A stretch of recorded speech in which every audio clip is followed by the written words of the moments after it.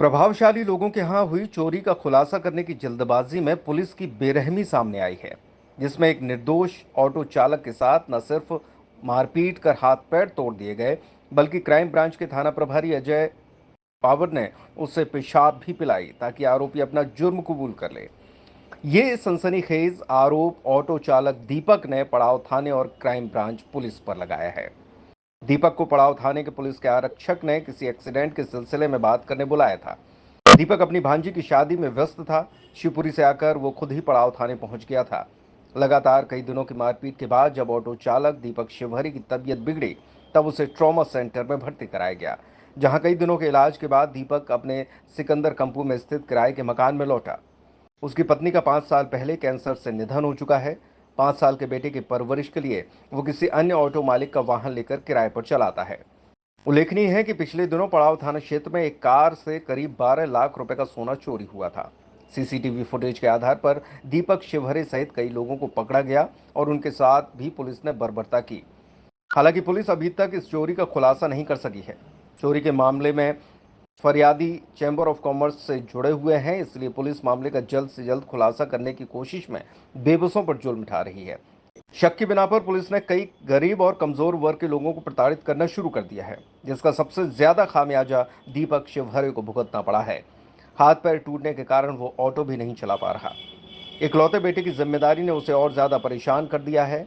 वो मंगलवार को एसपी की जनसुनवाई में भी गया था, लेकिन वहां भी उसकी पुकार नहीं सुनी गई।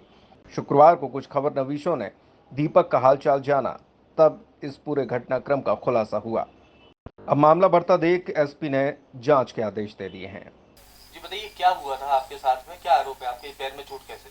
जब पुलिस ने मारा मुझे पड़ाव थाने में, मैडम ने, टीआई साहब ने थर्ड टॉर्चर करा मेरे संग में, मारपीट करी, उल्टा लटकाया मुझे। पूछते हैं वो सोना कहाँ? मैंने कहा साहब मुझे नहीं मालूम सोने का। फिर मुझे 23 तारीख को उन्होंने 1:30 बजे रात को छोड़ दिया। उसके बाद में फिर उन्होंने 24 को फिर बुलाया मुझे।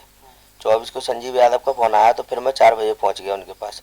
वो फिर मुझे टाटीपुर ले गए, क्राइम ब्रांच के हवाले सौंप दिया उनने मुझे। फिर उनने टीआई साहब ने मारा मुझे, मारपीट करी, उल्टा लटका दिया मुझे।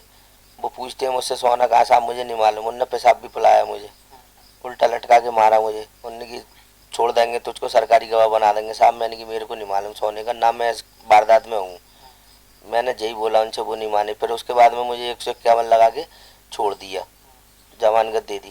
एसपी साहब से क्या शिकायत करी है आपने? एसपी साहब से मंगलवार को जन सुनवाई में मेरी बहन वगैरह गई थी, आवेदन दिया था। तो एसपी साहब कह रहे कि तुम्हारा भाई का दूध का धुला है और जी और वो। तो उनने की कोई आरोप सही निकलेगा तो ठीक है, नहीं है तो उसको छोड़ देंगे, ऐसे बोले। देखिए, मामला तो आपके संज्ञान में है। एक सराफा व्यवसायी जो कार से जा रहे थे, उनकी गाड़ी को पंचर करके करीब 14 लाख की ज्वेलरी चोरी की गई थी। एक बड़ी गंभीर घटना थी, जिसमें लगातार इन्वेस्टिगेशन क्राइम ब्रांच की टीम और पड़ाव की टीम कर रही है। इसमें जो इन्वेस्टिगेशन हुई, सीसीटीवी कैमरे के आधार पे जो संदेही थे उनकी उपस्थिति दिखी, उनकी गतिविधियां दिखी और पूरे ट्रैक पे लोग देखे गए। उसके आधार पे इनको बुलाया गया था। इनमें से जो 4 लोगों से पूछताछ हुई है, उनमें उनके आपराधिक रिकॉर्ड भी है, पहले भी चोरी के मामलों में उनकी गिरफ्तारियाँ हुई हैं।